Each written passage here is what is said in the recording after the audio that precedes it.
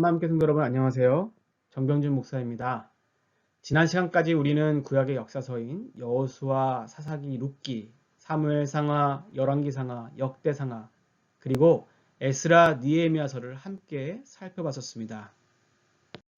오늘은 구약의 역사서 마지막 시간입니다. 마지막 시간으로 에스더서를 여러분과 함께 살펴보도록 하겠습니다. 지난 시간 살펴봤던 에스라와 느헤미야서가 포로로 끌려갔던 남유다 백성들이 예루살렘으로 귀환하여서 예루살렘 재건에 관한 역사의 이야기를 담고 있다면, 오늘 우리가 살펴보는 에스더서는 2차와 3차 귀환이 이루어지기 전, 귀환하지 않고 페르시아에 남아 있었던 디아스포라 유다인에 관한 역사적인 사건을 담고 있습니다. 그러니까 실제로 순서는 에스더서가 에스라, 느헤미야서보다 먼저 있었던 일을 담고 있는 것이죠.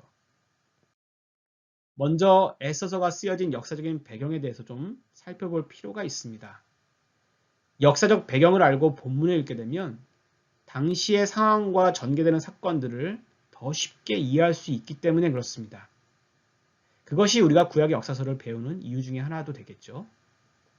아마 여러분들도 이제 나누게 될 역사적인 배경을 먼저 배우고 그리고 나서 에스더서를 읽게 되시면 왜 그러한 일들이 있었는지 쉽게 이해하실 수 있을 것입니다. 예루살렘을 멸망시키고 남유다인들을 포로로 끌고 갔던 바벨론 제국은 BC 539년 페르시아 고레스 왕에게 멸망당하게 됩니다. 이후 BC 538년 고레스 왕의 칙령에 의해 2년 뒤인 BC 536년부터 남유다 포로들이 1차로 예루살렘으로 귀환하게 됩니다. 그 이후에 BC 516년에는 예루살렘 성전이 재건되죠. 이것은 우리가 지난 시간 배웠던 내용이었습니다. 그러니까 후에 있을 2차와 3차 포로 귀환 전의 이야기가 바로 에스더서의 내용인 것입니다. 이후 시간이 지나 페르시아 고레스 왕의 뒤를 이어서 페르시아에도 여러 왕들이 등극하게 되는데요. BC 485년에는 고레스로부터 5대 왕인 아하수에로 왕이 등극을 하게 됩니다. 우리말 성경에는 아하수에로라고 표기되어 있지만 역사책에는 크세르크세스 1세로 알려져 있는 그런 인물입니다. 에스더 1장 1절과 2절에는 이 에스더에 대한 이야기가 아하수에로 왕의 그 시대 때에 있었던 일이다, 그렇게 기록하고 있습니다. 그러니까 기록 배경은 BC 485년 이후에 있었던 일들을 담고 있다고 볼 수 있는 것이죠. 말씀을 좀 더 읽어볼까요? 에스더서 1장 3절입니다. 왕위에 있은 지 3년에 제3년에 그의 모든 지방관과 신하들이 위하여 잔치를 베푸니 바사와 메대의 장수와 각 지방의 귀족과 지방관들이 다 왕 앞에 있는지라. 자, 그러니까 아하수에로 왕이 등극하고 3년째 되던 날에 온 장수와 귀족 지방관들을 모아 왕이 큰 잔치를 베풀었다고 기록합니다. 그러니까 BC 482년에 잔치를 베푼 것이죠. 그런데 목적이 있었습니다. 이때 아하수에로 왕은 그리스를 침공할 준비를 하고 있었던 것입니다. 팽창하는 페르시아가 유럽으로 진출하기 위해서는 그리스를 교도보로 진출해야 했기 때문에 그렇죠. 그래서 나라의 큰 전쟁을 앞두고 아하수에로 왕이 장수들을 불러 잔치를 베푼 것입니다. 이때 에스더서의 사건의 전개는 왕이 술에 취해서 그의 왕비였던 와스디 왕후에게 명령하여서 아름답게 꾸미고 신하들 앞에 나오라고 명령하는 장면이 나옵니다. 그런데 와스디 왕후가 자존심이 상해 이를 거부하는 일이 발생하죠. 이러한 일로 아하수에로 왕은 크게 격노하여서 와스디 왕후를 폐위까지 하게 됩니다. 생각해보면 참 어처구니 없는 일이죠. 하지만 에스더서의 이러한 사건의 전개가 후에 어떠한 일로 연결될지 독자들은 흥미를 갖게 됩니다. 아하수에로 왕은 2년 뒤인 BC 480년에 그리스를 침공하게 됩니다. 몇 년 전 꽤 유명했던 할리우드 영화죠. 스파르타 300의 내용이 바로 이 아하수에로 왕의 그리스 침공 이야기를 배경으로 한 그런 영화입니다. 그러나 아하수에로 왕은 이후 살라미스의 전에서 결정적으로 그리스에게 패하며 결국 BC 478년에 철수하여 그리스로 돌아오게 됩니다. 몇 년간 대대적으로 준비하여 치른 전쟁이었기에 패하고 돌아온 아하수에로 왕은 정신적으로 매우 피폐한 상태였고 나라의 재정 상태도 매우 좋지 못했습니다. 국정 운영에도 큰 영향이 있었던 것이죠. 이러한 배경을 잘 이해하면 후에 일어난 사건들이 어떻게 전개되는지 그 과정까지도 잘 이해할 수 있습니다. 이와 같이 좋지 않은 상황에서 신하들은 아하수에로 왕을 달래고자 왕후를 다시 간택해야 함을 왕에게 고하게 됩니다. 그래서 전국에서 아리따운 처녀들을 수산성에 불러 모아놓고 그 중에 왕이 고른 사람을 왕으로 삼게 합니다. 이러한 역사적 배경 가운데 유다인 디아스포라 출신 하닷사라는 히브리식 이름을 갖고 있던 오늘의 주인공이죠. 에스더가 왕으로 간택된 것입니다. 그러니까 에스더서의 배경은 이러한 당시 페르시아의 정치적인 상황 속에서 왕후로 간택된 에스더와 그 주변 인물들을 중심으로 어떠한 일들이 있었는지, 그 역사와 사건 속에서 하나님께서는 어떻게 타국에 살아가던 그의 백성들을 돌보셨는지, 그리고 위기 가운데 구원하셨는지에 대한 기록을 담고 있는 것이죠. 에스더서의 저자가 누구인지는 명확하게 밝히고 있지 않습니다. 다만 남유다인들의 1차 포로 귀환 이후에 남았던 디아스포라 유다인들에 대한 상황을 잘 알고 또 페르시아 왕궁의 일까지 소상하게 알 수 있었던 위치에 있던 사람이라는 것은 추정할 수 있습니다. 왜냐하면 뒤에 왕궁에서 일어난 일들이 아주 소상하게 적혀 있는 것을 보면 우리가 추측할 수 있는 내용인 것이죠. 에스더서에는 한 가지 특징이 있습니다. 그것은 바로 하나님에 대해서 한 번도 언급하지 않는다는 것입니다. 이상하죠? 이는 당시 귀환한 남유다인들이나 이방 땅에 남아있던 디아스포라 유다인들에게 동일한 의문인데 과연 하나님은 여전히 우리를 백성으로 여기시는가? 하나님은 지금 어디에 계시는가? 이 질문에 대해서 에스더서의 저자는 일부러 하나님에 대해서 언급을 하지 않는 대신에 독자가 앞으로 펼쳐지는 그 역사의 전개 가운데 하나님께서 자신들을 어떻게 돌보시고 인도하셨는지를 스스로 깨닫게 함으로써 질문에 대한 답변을 자연스럽게 알게 하기 위함입니다. 그들 스스로는 하나님의 함께하심의 의문을 품고 있는 상황이지만 하나님께서는 보이지 않게 역사를 주관하시면서 그의 백성을 돌보시고 또 구원하신다는 이 역사적 사실을 알게 함으로써 남유다인들이 하나님이 여전히 그들과 함께 하신다는 사실을 깨닫게 하기 위한 것이죠. 그럼 앞서 말씀드렸다시피 에스더가 아하수에로 왕의 왕후가 된 이후에 어떠한 일이 있었을까요?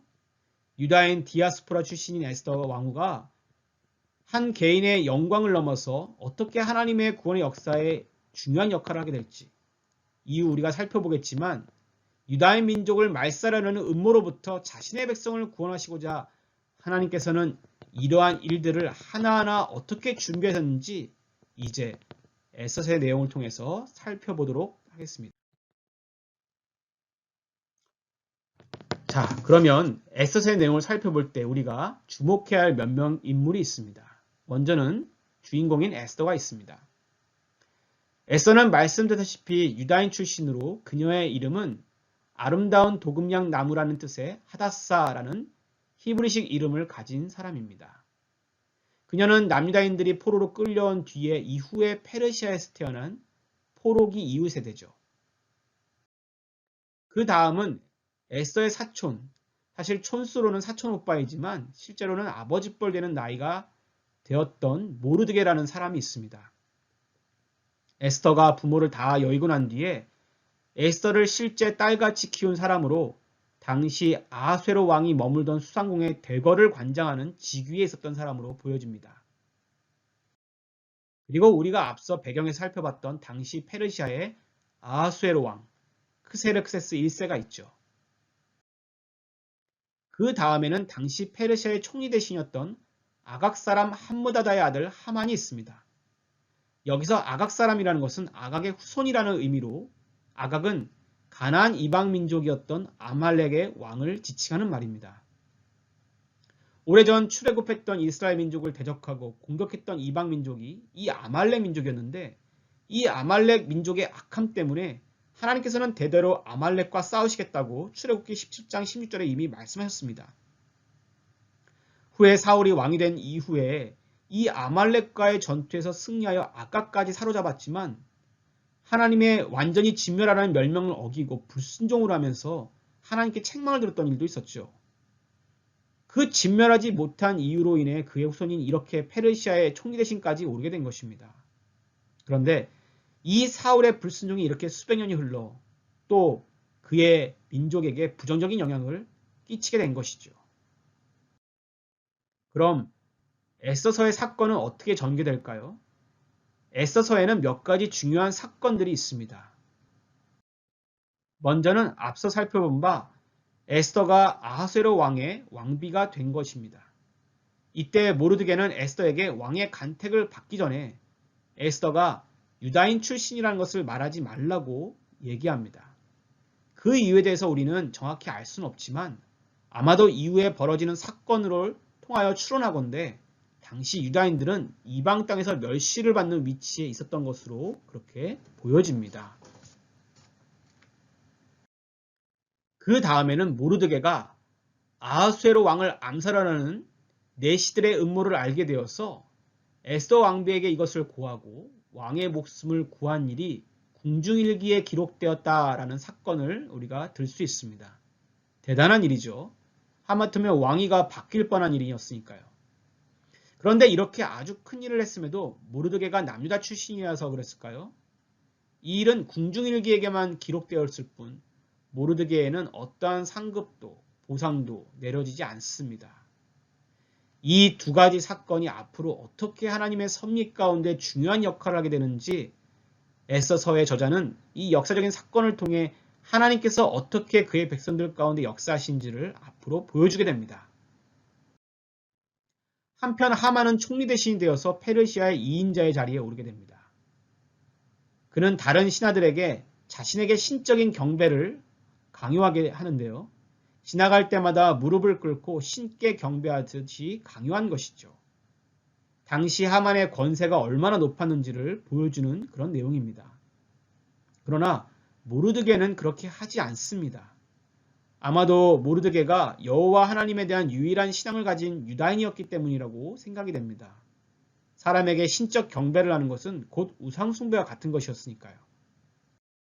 이에 하만이 격분하게 되는데 중요한 것은 이후 하만이 모르드게가 유다인 출신이라는 정보를 얻게 되면서부터입니다.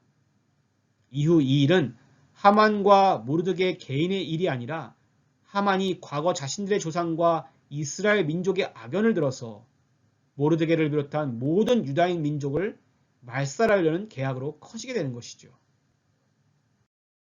하만은 유다인을 말살하기 위해 하나하나 계략을 실행해 나가는데요. 먼저는 점성술사를 불러서 점을 치듯 주사위를 던져 유대인들을 말살할 날짜를 정하게 됩니다. 성경의 기록은 아하수에로 왕 20년 12째 달 아다롤을 얻었다 이렇게 기록이 되어 있는데요. 이는 유대인역으로는 12월에 해당됩니다.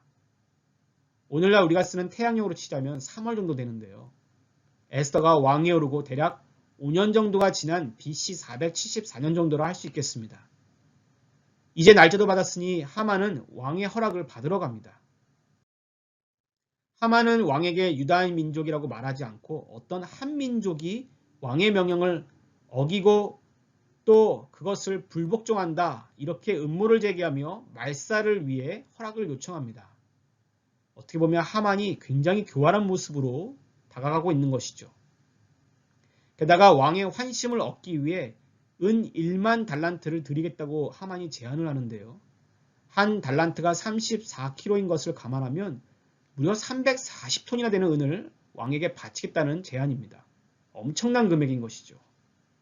하만에게 이러한 엄청난 재력이 있었을 수도 있겠지만 아마도 유다인들을 말살하고 유다인들의 재산을 압수하려고 했던 것 같습니다. 아하수에로 왕은 이러한 제안을 받고 허락을 해줍니다. 우리가 처음 에스더서의 배경에서 살펴봤듯이 그리스 전쟁의 패배로 심각한 재정난에 시달렸던 아하수에로 왕에게는 환심을 살 만한 제안이었던 것이죠. 그래서 하만의 제안을 허락해 준 것입니다. 결국 왕은 하만의 요청을 허락하여서 조서를 내립니다. 이 조서를 본 온 유다인들은 통곡하며 금식하고 울부짖습니다. 다가올 날짜에 민족 전체가 학살을 당할 위기에 놓여있기 때문에 그렇죠. 과연 하나님께서는 이러한 시기에 포로기에 있던 유다 백성들을 멸절위기 앞에 어떻게 구원하실까요? 이러한 때에 모르드게는 에스더를 찾아가서 이러한 하만의 음모를 자세하게 말하며 이러한 말을 에스더에게 남깁니다. 내가 왕후가 된 것이 이때를 위함인지 누가 아느냐. 분명히 의미 있는 말입니다. 에스더서의 저자는 모르드게 이 말을 통하여서 하나님께서 모든 역사를 주관하시고 또 이끄시는 분이라는 사실을 암묵적으로 드러낸 것입니다. 에스더가 왕후가 된 일이 우연이 아니라 하나님의 계획과 섭리로 진행된 일이었다는 것을 밝히고 있는 것이죠. 이에 에스더는 왕의 허락 없이 왕 앞에 나갈 수 없다라는 궁중의 규율을 깨고 죽으면 죽겠다는 심정과 결단으로 나아가 자신이 할 수 있는 일을 하겠다고 모르드게에게 얘기합니다. 에스더는 이후 아하스웨로 왕과 하만을 자신의 잔치에 초대하게 되는데요. 하만을 안심시킨 후에 때를 엿보게 되는 것입니다. 급하게 일을 처리하지 않고 기회를 보는 에스더의 지혜가 보이는 곳이죠. 한편 왕비에게 초대받은 하만은 더더욱 교만해지고 자신에게 절하지 않았던 모르드게를 높은 장대에 매달아 죽일 계획까지 세우게 됩니다. 이후 사건의 흐름은 반전을 거듭하는 기회가 열리는데요. 일전에 모르드게가 왕의 암살을 미연에 고함으로 왕의 목숨을 구한 일이 있다고 말씀드렸습니다. 그때 모르드게는 유다인이라는 차별 속에 어떠한 상급과 보상도 없이 그저 단지 궁중일기에만 기록이 되었었죠. 그런데 이 궁중일기를 어느 날 아하스웨로 왕이 잠이 오지 않아서 그 밤에 읽게 된 것입니다. 이때 아하스웨로 왕은 모르드게가 자신의 목숨을 구한 것을 알게 됩니다. 마침 모르드게의 처형을 공개 요청하러 왔던 하만은 오히려 왕의 명령에 의해서 자신의 목숨을 구한 모르드게를 공개적으로 높이 치하라는, 구체적으로 높이라는 그런 명령을 받게 되죠. 처형 위기에서 하나님께서는 극적으로 모르드게를 건져주시고 오히려 과거 왕의 목숨을 살렸던 그 공로를 인정받게 하심으로 모르드게를 공개적으로 높여주신 것입니다. 참 사건이 반전을 거듭하는 것 같죠. 에스더는 다시 아하스웨로 왕과 하만을 초대하여서 두 번째 잔치를 베풀게 됩니다. 이때 에스더는 자신이 유다인 출신이라는 것을 밝히면서 하만이 자신을 비롯한 또 왕의 목숨을 살린 모르드게까지 그리고 나아가 자신의 동족을 말살하려 한다는 것을 밝히게 됩니다. 이러한 에스더의 발언에 당황한 하만은 에스더에게 매달리게 되고 술에 취해 있던 왕은 이 장면을 하만이 자신의 왕비인 에스더를 겁탈하는 것으로 여겨서 이에 격분하게 되고 아하스웨로 왕은 하만을 즉시 체포하여 모르드게를 매달아 죽이려 했던 그 장대에 오히려 하만을 매달아 처형시킵니다. 이어 모르드게가 하만에 이어 총리 대신에 오르게 되죠.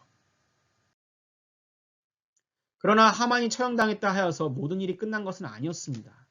왜냐하면 당시의 페르시아의 법상 한 번 내린 왕의 조서는 되돌릴 수가 없기 때문에 그렇습니다. 그래서 아하스웨로 왕은 모르드게를 통하여서 다시 한번 조서를 전국에 내리게 되는데요. 유다인을 죽이려 하려는 대적들을 유다인들이 먼저 진멸할 수 있는 권한을 주는 조서입니다. 즉 하만과 그의 추종 세력들이 유다인들을 죽이려 했던 아달월 13일, 유대인력으로 12월 13일 이날 그들은 죽을 위기에 놓여 있었던 것이지만 오히려 자신들을 죽이려는 대적들을 진멸하여서 생명을 건질 수 있게 된 날이 된 것입니다. 유다인들은 이날 대적들을 진멸하는데요. 다만 그들의 이러한 행동이 악에 대한 정당한 심판임을 밝히기 위해 그들은 진멸한 이들의 재산을 개인적으로 탈취하지 않습니다. 즉 전쟁에 나가 자신들의 생명에 위협을 가던 적들을 응징함으로써 자신들의 생명을 지켰다는 의미로 본 것이죠. 모르드게와 에스더는 이날이 죽음에서 건짐을 받은 구원의 날이라 특별히 여겨서 이틀간 축제를 벌이게 됩니다. 그리고 이날을 일컬어 불임절, 한우카라고 명명하는데요. 이 불임이라는 단어는 부르라는 말에서 나온 말로 부르는 곧 주사위를 말합니다. 여러분 기억하시나요? 하만이 주사위를 굴려 유다인들을 죽일 날짜를 점을 쳤었죠. 그날 오히려 상황이 역전되었으니 이것을 기념하여 불임절 이렇게 부르게 된 것입니다. 이 불임절은 지금까지 이스라엘 사람들에게 굉장히 중요한 절기이자 축제로 이어지고 있습니다. 이날이 없었다면 이스라엘 민족이 지구상에 없었을 수도 있었을 테니까요. 이러한 에서서를 통하여서 우리는 다음과 같은 교훈을 얻게 됩니다. 첫 번째는 하나님은 역사의 주관자시고 그의 백성들을 지키시고 보호하신다는 사실입니다. 에서서에 기록된 사건들을 보면 하나님께서 그의 백성들을 건지시고 구원하시기 위해 선행하신 일들이 있다는 것을 깨닫게 됩니다. 에스더가 왕 후에 오르게 하시고 또 모르드게가 왕의 목숨을 건지게 하시고 또 아하스웨로 왕이 모르드게가 자신의 목숨을 건진 기록들을 보게 하는 일 등 이러한 일들을 통하여 자신의 백성이 멸절당할 위기에서 구원하시기 위해 하나님께서는 이러한 일들을 미리 선행하셨다라는 것을 깨닫게 되는 것이죠. 즉 하나님께서는 모든 역사의 하나하나를 주관하고 계심을 에스더서의 저자는 우리에게 들려주고 있는 것입니다. 이는 귀환한 남유다인들이나 이방 땅에 남아있던 디아스포라 유다인들의 의문에 대한 답변이 되었고 또 소망이 되었을 것입니다. 이는 오늘을 살아가는 우리에게 에스더서의 기록을 통해 하나님은 우리 눈에 보이지는 않지만 실제 우리의 삶 속에 역사하고 계시고 인도하고 계시다는 사실을 간접적으로 체험할 수 있게 하는 것입니다. 자, 지금까지 7번에 걸쳐 7주 동안 우리는 구약의 역사서를 함께 살펴보았습니다. 하나님께서는 이 역사 가운데 하나님께서 하셨던 일들을 통하여서 우리에게도 동일한 인도하심, 동일한 보호하심으로 함께 하시겠다는 것을 알려주고 계시는 것입니다. 그 하나님을 끝까지 붙들고 믿음으로 살아가시는 한마음교회 모든 성도님들 되시기를 축원하겠습니다. 그동안 성경 공부에 참여해 주셔서 감사합니다.